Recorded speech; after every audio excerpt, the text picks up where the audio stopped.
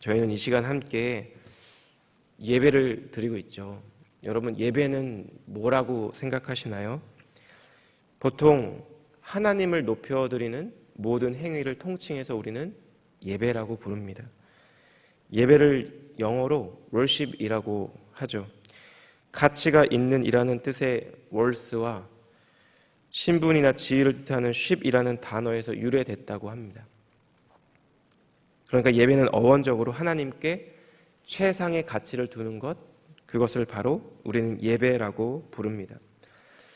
오늘날 한국 교회를 비롯한 여러 교회에서 자주 나오는 자성의 목소리 중 하나가 예배의 회복입니다. 공동체가 함께 드리는 예배뿐만 아니라 우리의 삶 가운데서 드리는 삶의 예배도 회복되어야 한다고 많이들 그렇게 얘기하고 있습니다. 여러분, 이러한 예배와 실제의 삶의 괴리가 있는 그런 문제는 오늘날뿐만 아니라 예수님께서 오시기 700년 전 시대를 살았던 이사야 선지자도 대면한 문제였던 것 같습니다. 이사야 1장 13절에 이런 말씀이 있죠. 헛된 재물을 다시 가져오지 말라. 분향은 내가 가증히 여기는 바요.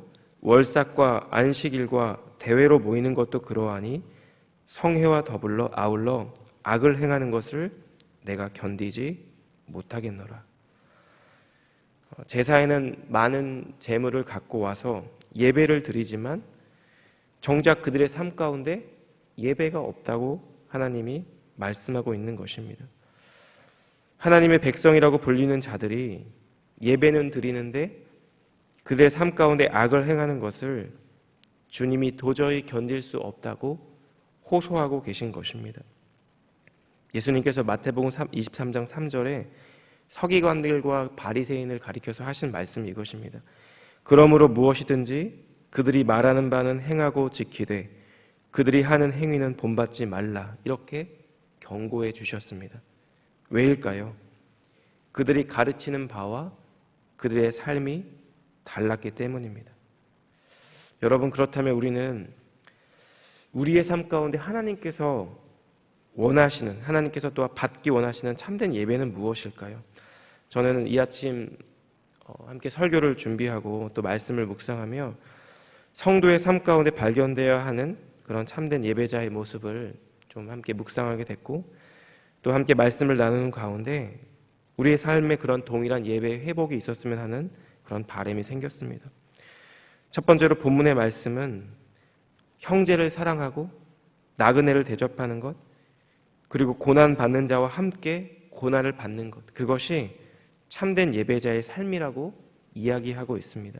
제가 1절에서 3절 말씀을 읽겠습니다. 형제 사랑하기를 계속하고 손님 대접하기를 잊지 말라. 이로써 부지 중에 천사들을 대접한 이들이 있었느니라. 너희도 함께 갇힌 것 같이 갇힌 자를 생각하고 너희도 몸을 가졌은즉 학대받는 자를 생각하라. 1절에서 형제란 교회 공동체 안에서 예수님을 구세주와 주로 고백하는 그런 믿음을 가진 지체를 이야기합니다. 그러니까 이 말은 우리가 함께 섬기는, 같은 교회를 섬기는 다른 지체를, 다른 성도를 계속적으로 사랑하고 섬겨달라는 권면입니다. 이어서 저자는 손님 대접을 강조하고 있습니다. 사실 이 히브리 사회에서는 구약 시대부터 이미 나그네를 환대하는 행위가 익숙한 관습이자 의무였습니다. 그런데 본문에서 저자는 주님의 사랑으로 손님을 대접하고 섬겨야 하는 예시를 제시하고 있는데 그것은 바로 아브라함과 룻의 이야기입니다. 창세기 18장에서 아브라함은 낯선 사람이 자신의 집 앞에 나타나자 그들을 신속히 영접하고 극진히 대접했습니다. 롯은 날이 저물 때 소돔성에 이른 두 사람을 간청하여 자신의 집을 유숙하게 했습니다. 아브라함과 롯은 자신의 집을 지나가는 나그네로 생각하고 그들을 영접하고 그들을 대접하고 선행을 베풀었지만 실제로는 천사들을 대접한 것이었습니다. 여러분, 그 결과가 무엇일까요? 아브라함은 이 사람들로부터 소돔성에 대한 하나님의 계획을 들을 수 있었고 이를 통해 조카 롯을 구할 수 있었습니다. 롯은 두 딸과 함께 구원받는 은혜를 누리게 되었습니다. 타인에 대한 이러한 섬김과 관련해서 예수님께서 전해주신 말씀이 하나 있는데요. 이거는 저에게 아브라함과 롯의 이야기보다 더 큰 도전을 던져주고 있는 것 같습니다. 마태복음 25장에 나와 있는 마지막 때에 대한 세 가지 비유 중 하나인 양과 염소의 비유입니다. 예수님께서 마지막 때에 그 보좌에 앉으셔서 모든 민족을 그 앞에 모으고 마치 목자가 양과 염소를 구분하는 것처럼 오른편과 왼편으로 구분한다고 합니다. 여러분, 양과 염소는 외향적으로 정말 구별하기 쉬운 동물들이죠. 오른편에 선 사람들에게 그 임금님이 하시는 말씀이 마태복음 25장 34절에서 36절까지의 말씀입니다. 그때 임금이 그 오른편에 있는 자들에게 이르시되 내 아버지께 복받을 자들이여 나와 창세로부터 너희를 위하여 예비된 나라를 상속받으라. 내가 줄일 때에 너희가 먹을 것을 주었고 목마를 때에 마시게 하였고 나그네 되었을 때 영접하였고 헐벗었을 때 옷을 입혔고 병들었을 때 돌아보았고 옥에 갇혔을 때 와서 보았느니라. 근데 여러분, 그 사람들의 반응이 이상합니다. 그 대답을 받은 오른편에 선 사람들이 어리둥절해져서 묻는 것이에요. 주여, 저희가 언제 그런 일을 행하였습니까? 그때 임금님의 대답을 우리는 알고 있습니다. 여기 내 형제 중에 지극히 작은 자 하나에게 한 것이 곧 내게 한 것이니라. 이것이 임금님의 대답이었습니다. 그리고 왼편에 선 사람들에게 이렇게 이야기합니다. 너희는 내가 줄이고 목마르고 나그네 되었을 때 헐벗고 병들었을 때 너희는 나를 돌봐주지 않았다. 이렇게 책망하고 심판을 선언합니다. 그러자 왼편에 선 사람들이 하소연하는 거예요. 아니, 저희가 언제 그런 행동을 했습니까? 저희는 주님을 본 적이 없습니다. 지극히 작은 자 하나에게 한 것이 곧 나에게 한 것이니라. 주님은 동일한 대답을 그들에게 해 주셨어요. 여러분, 만약에 제 옆에 지체가 예수님이라면, 저희 교회를 방문한 어떤 분이 하나님께서 보내신 천사라면 우리는 아마도 이전과는 조금 다른 마음과 태도로 그분들을 대하게 될 것입니다. 이 세상의 눈, 이 세상의 관점이 아니라 하나님의 관점으로 나그네를 대접하고 타인을 대하라고 지금 히브리서 저자는 권면하고 있는 것입니다. 저자는 3절에서 이런 말씀을 합니다. 함께 갇힌 것 같이 갇힌 자를 생각하라. 아마도 믿음으로 당시에 붙잡혀서 감옥에 갇히거나 구금됐던 사람들이 있었던 것처럼 보입니다. 저자는 성도들에게 이들의 고통을 헤아리면서 마치 자신이 갇힌 것처럼 그 고난을 함께 나누라고 권면하고 있습니다. 한 지체가 고통을 당하면 몸 전체가 그것을 함께 겪는 것이 바로 그리스도의 몸이기 때문입니다. 저는 주일 아침에 중보기도 모임에 참석하고 있는데요. 여러 가지 기도 제목을 대할 때가 많이 있습니다. 특별히 나라와 민족을 위해서 기도할 때 북한에 대한 기도 제목이 한 줄이 있어요. 북한에 있는 지하교회 성도들이 어떤 상황인지 사실 저는 알지 못합니다. 그들의 삶의 자리가 어떠한지 자세히는 모르죠. 아마도 극심한 고난의 자리가 아닐까 생각됩니다. 왜냐하면 신앙을 들키면 사형에 처하거나 강제 수용소에 보내져서 중노동을 해야 하는 것으로 알고 있기 때문입니다. 그런데 이 기도 제목 앞에서 제가 이런 묵상이 되는 거예요. 나중에 예수님이 다시 오셨을 때 주님이 대한민국, 그러니까 남한의 그리스도인들에게 북한의 형제와 자매들을 위해 너희는 무엇을 했는지 물으실지도 모른다는 생각이 제 안에 들 때가 있습니다. 그러니까 주님이 이렇게 말씀하는 거죠. 내가 믿음으로 인해 박해를 받을 때 너희는 나를 위해 무엇을 했느냐?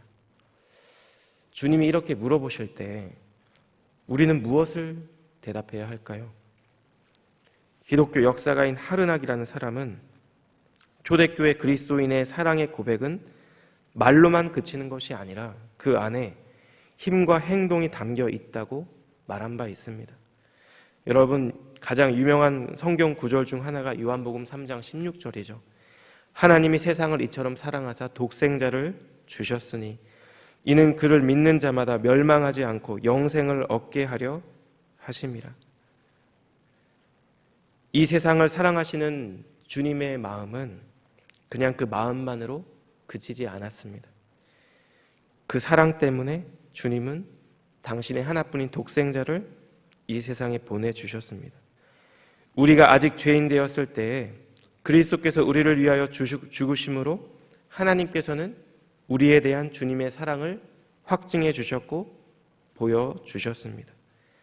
그 사랑을 받아서 주님의 은혜로 하나님의 자녀가 된 우리는 그렇기 때문에 그리스도의 몸된 내 옆에 지체를 사랑하고 내 이웃과 나그네를 대접하며 지체의 고통에 함께 참여하는 분들이 되어야 할 줄 믿습니다. 오늘 하루 저희에게 주어진 삶의 자리에서 내 옆에 형제를 사랑하고 내가 잘은 모르지만 방문한 어떤 나그네를 대접하며 우는 자와 함께 울고 웃는 자와 함께 웃으며 그렇게 주님의 사랑을 행하는 우리 사랑하는 성도님들 되시기를 주님의 이름으로 축복합니다. 두 번째로 본문은 욕심과 욕망을 절제하는 것, 그것이 바로 하나님의 말씀을 따라 살아가는 예배자의 삶이라고 이야기하고 있습니다. 4절 말씀이 이렇습니다. 모든 사람은 결혼을 귀히 여기고 침소를 더럽히지 않게 하라. 음행하는 자들과 간음하는 자들을 하나님이 심판하시리라. 저자는 결혼을 귀하게 여기고 침소를 더럽히지 말라고 명령합니다.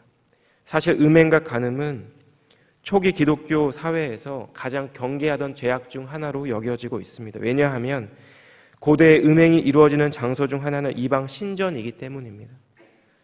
간음과 음행은 단순한 쾌락의 문제가 아니라 그렇게 영적인 타락과도 관계가 있으며 따라서 간음과 음행을 끊는다는 것은 그리스도인으로서 옛 성품과 성향을 벗어버리고 새로운 피조물로 다시 태어난다는 것을 의미한다는 것입니다. 히브리서 저자는 성도의 삶 가운데 이처럼 성도가 경계하고 조심하고 절제해야 하는 쾌락의 문제와 더불어 또 한 가지 중요한 이슈를 제기하는데 바로 돈의 문제입니다. 5절과 6절을 제가 읽겠습니다. 돈을 사랑하지 말고 있는 바를 족한 줄로 알라. 그가 친히 말씀하시기를 내가 결코 너희를 버리지 아니하고 너희를 떠나지 아니하리라 하셨느니라. 그러므로 우리가 담대히 말하되 주는 나를 돕는 이시니 내가 무서워하지 아니하겠노라. 사람이 내게 어찌하리요 하노라. 여러분, 히브리서 저자는 돈을 사랑하지 말라고 권면합니다. 왜일까요? 돈이라는 것이 우리가 사랑할 수 있을 만큼 우리의 생각과 마음을 빼앗을 만큼 충분히 매력적인 존재이기 때문입니다. 현실적으로 우리는 돈이 없으면 살아갈 수 없는 존재이기 때문입니다. 그런데 문제는 여러분, 돈이 굉장히 중요하다고 생각하는 것과 돈을 사랑하는 것에는 커다란 차이가 있다는 것입니다. 바울은 디모데전서 6장 10절에서 이런 말씀을 했습니다. 돈을 사랑함이 일만 악의 뿌리가 되나니 이것을 탐내는 자들은 미혹을 받아 믿음에서 떠나 많은 근심으로서 자기를 찔렀도다. 여러분, 왜 돈을 사랑하는 것이 일만 악의 뿌리가 될까요? 돈이라는 것은 그 사람에게 그 자신이 하나님의 자리를 차지하게 하려는 죄된 욕망을 부추기고 실제로 그 일을 어느 정도 실현시켜 줄 수 있는 존재이기 때문입니다.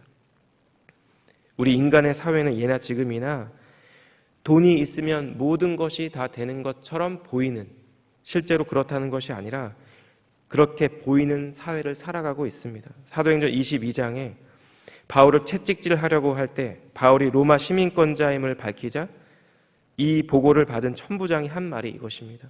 나는 많은 돈을 많이 들여 이 시민권을 얻었노라.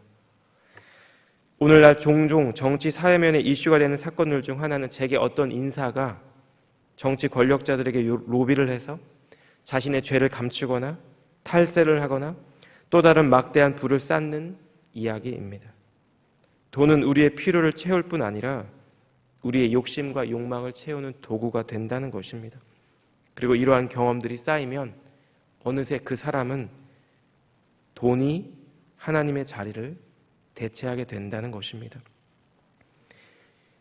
그렇기 때문에 예수님은 마태복음 6장 24절에서 너희가 하나님과 재물을 겸하여 섬기지 못하느니라 이렇게 경고했습니다. 돈을 하나님의 위치에 둘 수 있는 것, 그것이 바로 사람이라는 존재라는 것입니다. 여러분, 그렇다면 결국 돈을 사랑하지 않을 수 있는 방법, 돈을 숭배하지 않을 수 있는 방법은 무엇일까요? 그것은 바로 돈을 그 돈의 위치에 두는 것입니다. 하나님을 가장 사랑하는 것이고 주님만을 의지하는 것이죠. 우리는 본문 후반부 말씀을 늘 기억해야 할 것 같습니다. 그가 친히 말씀하시기를 내가 결코 너희를 버리지 아니하고 너희를 떠나지 아니하리라 하셨느니라. 주님은 결단코 우리를 떠나시거나 버리시지 않는다고 말씀하고 있습니다. 제가 한국에서 신대원을 마치고 이제 풀타임으로 사역을 하는 가운데 제 안에 이 유학에 대한 소망과 부담이 없어지질 않는 거예요. 그래서 사실 저는 이미 늦은 나이인 30대 중반에 신대원에 갔고 그럼에도 불구하고 더 공부하고 싶은 마음이 제 안에 드는 것입니다. 그런데 제가 이제 유학을 준비하면서 제 눈앞에 보이는 현실은 제가 내린 결론은 내가 유학하기 위해 필요한 모든 재정을 내가 한국에서 준비하는 것은 불가능하구나 라는 결론이었습니다. 저희 가정의 재정이 유학을 가기에는 분명히 부족하다는 것을 나도 알고 주님도 아시는데 왜 주님은 나에게 이런 부담과 학업에 대한 소원하는 마음을 주실까? 그런 번민이 제 안에 들었습니다. 그런데 유학을 준비하면서 그리고 또 비자를 받으면서 아내와 제가 내린 결론은 이것이었습니다. 눈앞에 보이는 실질적인 상황과 현실을 넘어서 주님께서 저희 가정에게 혹은 어떤 성도에게 주신 소명과 비전을 따라 행하는 것, 지금 나에게 있는 재정이 아니라 제 어카운트에 있는 잔액이 아니라 나를 도와줄 어떤 사람이 아니라 하나님을 의지하는 것, 그것이 그 당시 저희 가정에게 주님께서 원하시는 믿음이라는 그런 묵상이었습니다. 그렇기 때문에 우리는 히브리서 저자와 같이 담대히 고백할 수 있어야 할 줄 믿습니다. 그러므로 우리가 담대히 말하되 주는 나를 돕는 이시니 내가 무서워하지 아니하겠노라. 사람이 내게 어찌하리요 하노라. 여러분, 우리의 생명의 주관자, 우리의 삶의 인도자가 바로 하나님이신 줄 믿습니다. 그리고 그 주님은 우리의 모든 필요를 아시는 분입니다. 그 하나님은 우리를 위해 자신의 아들을 아끼지 아니하신 분입니다. 자신의 양을 위해서라면 자신의 목숨도 아끼지 않는 참된 목자입니다. 그분이 바로 저와 여러분이 예배하는 구세주와 주인으로 고백하는 우리의 하나님이라는 것입니다. 이 아침 주님께서 우리의 참된 목자 되심을 기억하고 그리고 그 주님이 우리의 필요를 아시고 우리의 그 필요를 채워주시는 선하신 하나님이심을 기억하며 주님을 향한 믿음과 신뢰가 회복되기를 예수님 이름으로 축복합니다. 우리의 욕심과 우리의 제약된 욕망을 벗어버리고 주님만이 우리의 마음을 주관하시고 주님만이 우리의 생명을, 우리의 삶을 통치하시는 우리의 삶의 자리 되시기를 우리 예수님 이름으로 축복합니다. 마지막으로 세 번째는 성도는 예수님을 바라보며 믿음과 신앙을 지키는 예배자의 삶을 살아야 한다는 것입니다. 저자는 7절에서 이렇게 이야기합니다. 하나님의 말씀을 너희에게 일러주고 너희를 인도하던 자들을 생각하며 그들의 행실의 결말을 주의하여 보고 그들의 믿음을 본받으라. 여러분, 믿음의 선진들을 본받으라는 명령어는 현재 시제로 되어 있다고 합니다. 지속적으로 본받으라는 것입니다. 지속적으로 그들의 삶을 묵상하고 그들의 믿음을 본받으라는 것입니다. 그런데 여러분, 제 안에 믿음의 본이 되는 말씀을 묵상할 때마다 제 안에 떠오르는 장면이 있습니다.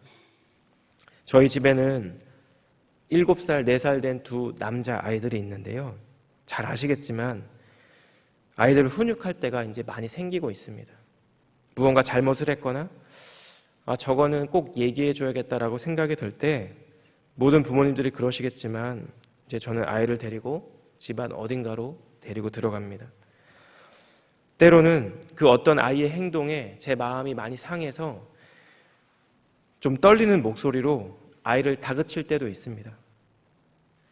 그런데 어느 순간 그런 생각이 제 안에 들 때가 있어요.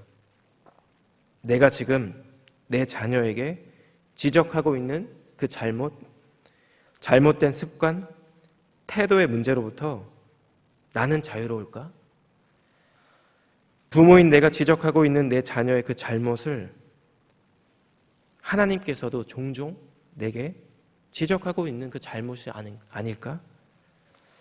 여러분, 분명 우리는 사랑하는 우리 자녀들을 훈육해야 합니다. 제가 부모인 제가 완벽해서가 아니라 내 자녀가 잘 돼야 된다는 그런 부모의 마음이 제 안에 있기 때문이겠죠. 무엇이 맞고 틀린지, 신앙인의 삶이 무엇인지, 성도의 삶이 무엇인지를 말로만 행할 것이 아니라 행함으로 보여주어야 한다는 것입니다. 저희가 우리의 자녀들을 위해서 기도할 때 주변에 그렇게 본이 되는 선생님, 친구를 만날 수 있도록 저희는 기도해 주어야 합니다. 왜냐하면 사람은 서로 영향을 주고받는 존재이기 때문입니다. 저희 가정은 미국으로 유학을 오기 전에 대전이라는 곳에서 10년을 지냈습니다. 그중 약 6년은 제 회사에서 회사원으로 배터리 엔지니어로 회사를 다니며 교회를 섬기는 성도였고요. 그리고 신대원에 입학한 후 4년은 그 동일한 교회에서 교역자로 사역했던 시간들이었습니다. 그런데 그때 당시 제가 성도로 교역자로 섬겼던 교회의 담임 목사님이 이번 H캠프 때 말씀으로 섬겨주신 정승용 목사님입니다. 저는 그때 살아오면서 만약 내가 목회자가 된다면 저분처럼 목회하고 싶은 마음, 저분 같은 목회자가 되고 싶은 마음을 품게 되었습니다. 미국에 유학을 와서 저희 가정이 출석을 하기 시작하고 그리고 사역을 하게 된 한우리 교회에서 사랑하고 존경한 담임 목사님을 뵙고 여러 교역자들을 만나고 사랑과 수고로 교회를 섬기는 여러 성도님들을 보면서 제 안에 드는 마음이 이것입니다. 저도 저분들처럼 이 교회를 사랑하고 그 사랑의 마음으로 이 교회를 섬기고 싶습니다. 그런 고백이 제 안에 있는 것이죠. 그분들처럼 주님을 사랑하고 기쁨으로 교회를 섬기고 싶은 바람이 제 안에 자연스럽게 드는 것입니다. 그리고 더 나아가서 부족한 나도 혹시 누군가에게 그런 믿음의 본이 되어야겠다는 다짐이 제 안에 든다는 것입니다.